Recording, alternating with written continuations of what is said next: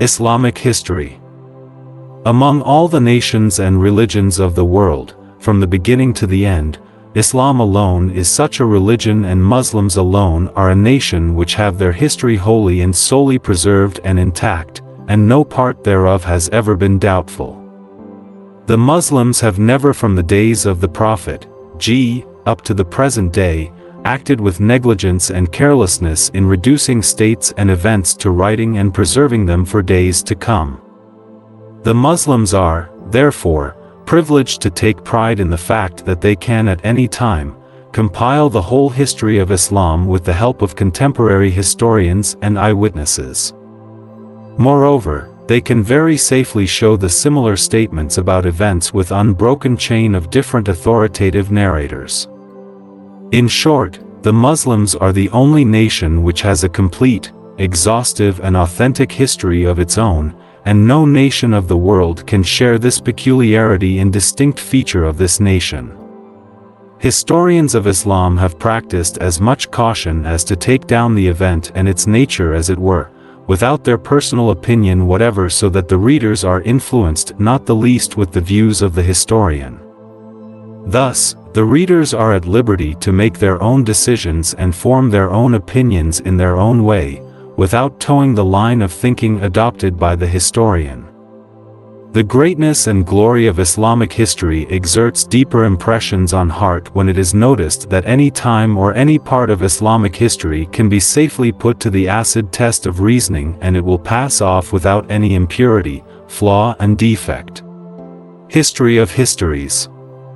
Having seen the ruins of Babylon and Nineveh, pillars of Ad and Iram in the desert of Najd, pyramids and mummified idols of Egypt, an urge is aroused in man to know about the builders. They have attempted to write about the Babylonian people and have collected immense materials on account of their incomplete critical analysis.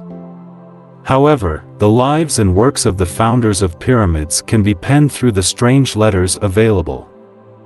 Zoroastrian scriptures, Dasatira Safrang, Bible and the present scriptures, Ramayana of Balmiki Mahabharat, are such books which may give some right or wrong information. Idioms, phrases, proverbs, stone weapons, iron tools, ornaments of silver, gold and copper, idols of stone, preserved dead bodies of Egypt, pillars of Asoka, caves of Ellora, idols of Samoth and Sanchi, throne of Rustum, wall of China, etc., put together make interesting materials which may shed light not only on the whole inhabited quarter of earth as brightly as it is required, but however, they can bring to light some of the areas here and there, howsoever dim the historical rays happen to be. True or false stories of the Indians, old plaques of the Egyptians, ancient traditions of Chinese, ruins of the Iranians, writings of the Greek, particularly the Book of Herodotus, Israelite traditions, Arabic morals, these are all vital and elementary parts of history. Beginning of history. Roman and Greek eras, particularly from the conquests of Alexander, start that part of history which has presented before us the states and conditions of most of the countries of the world that there is far less chances of the chains being snapped in the middle. And it is from here that history is generally considered to take a start. As the study of histories of Greece, Egypt, and Iran fills its readers with joys, they are equally enraged against the Indians, for even in that historical age, India seems to be engulfed in darkness. This utter carelessness of the people living here has always made the historians of the world to shed tears of blood, that they always cast fictitious stories in the mold of truth and never allowed truth to take its course. As against the green country India, there is another desert country Arabia, which is contrary to India with respect to authenticity, power of memory, preservation of table of genealogy and narration of events exactly as they occurred. And, hence, even the historical assets of those religions of the age of ignorance are reckoned as something valuable. Real beginning of history. Now, the noble Quran is sent down. Arabia overcasts the entire world. All the societies appear to be, according to the Quran, scattered floating particles of dust. 25:23, before Arab society. History, in fact, starts from here. Apart from magnificent task of arranging and compiling Ahadith and Asma-ur-Rijal, thousands of Muslim historians are there who have worked such wonders in this field that one is filled with amazement. There is no branch of society or human living which has been left unnoticed or untouched by the Muslims. Authenticity of narration is the life and running spirit behind all historical activities. And the Muslims have taken this aspect into consideration in such magnitude that none except the Muslims as a nation may be cited as an example. The Muslims have devoted their supreme abilities in compiling histories even of other nations and countries. It is the Muslim nation alone which has taken the art of writing history to the level of a science, and the name of Ibn Khaldun, the originator of the principles of history, will keep receiving laurels till the end of this world. From the time the Muslims have been overcast by clouds of decline and ill luck as a nation, and lost much of their promptitude in their endeavors in this field, their pupils, the European historians, have picked up from there to some extent. History of Sultanate. The distinctive feature of man as against other animals is that while the animals have been kept within limits and their required provisions are within their reach without endeavor, humans have been given opportunity to get according to their efforts and struggle. This object may also be described in the manner that man is constantly in a state of travel and is being created to go from lower to higher ranks.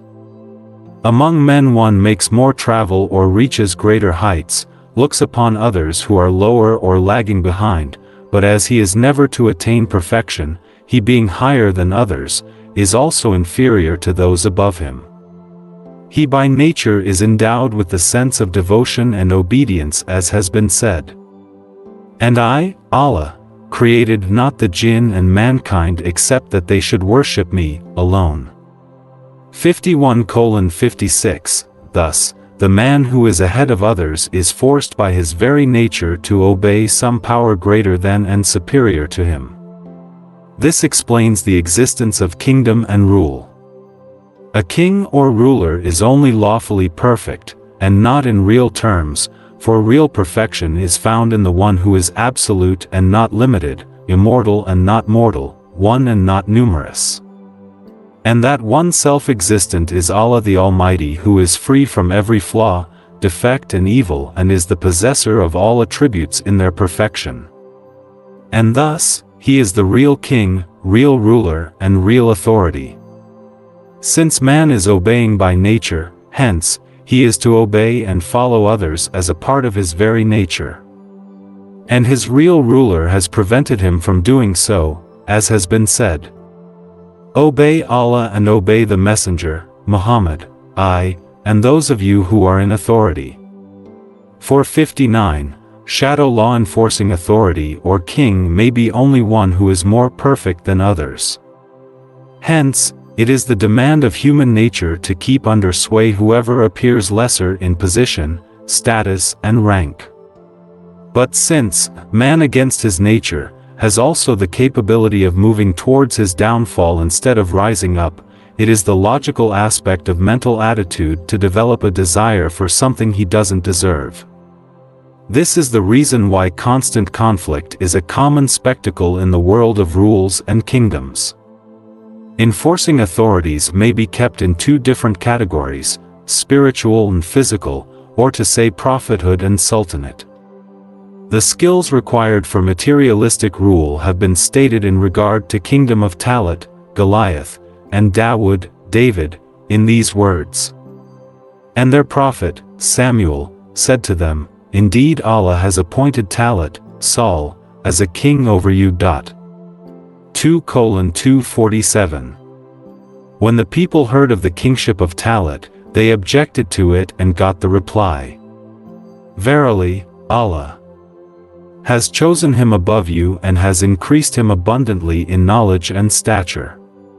2:247. It was further said about Dawood, and Dawood killed Jalut, and Allah gave him the kingdom and Al-Hikmah, prophethood, and taught him of that which he willed. 2:251 Now, from the study of histories, it comes to light that whoever got an opportunity to become the center of the support of his people and got superiority over others in respect of learning and physical power, he was at once accepted as their ruler and sultan. 3000 years ago only physical power, wrestling and bravery added by mental power were considered as essential assets for ruling over others. But when human race gradually developed other qualities, conditions and qualities for kingship were also added. In short, the best and the most valuable person size always been a man to rule. And mischief and trial, conflict and disruption, bloodshed and plunder came to surface only when the undeserving got the throne. And you will find no exception to this rule. Since every man is equal with respect to his nature and rights, hence the acquired qualities and skills alone could lead one to have power and throne, as the Quran says. And that man can have nothing but what he does. 53:39 Every head of the family who becomes the ruler or king is so because of his fine qualities of head and heart. Every village headman is the ruler and king of his village. And this is the model of the rule or government of early ages of humankind which is still existing, and we cannot pick holes in this system. Nevertheless, if any flaw or defect is to be found out, it is solely on the basis that any undeserving and incapable person in the family has captured power by foul means, or if the headman of the village or head of the locality happens to be an undeserving person.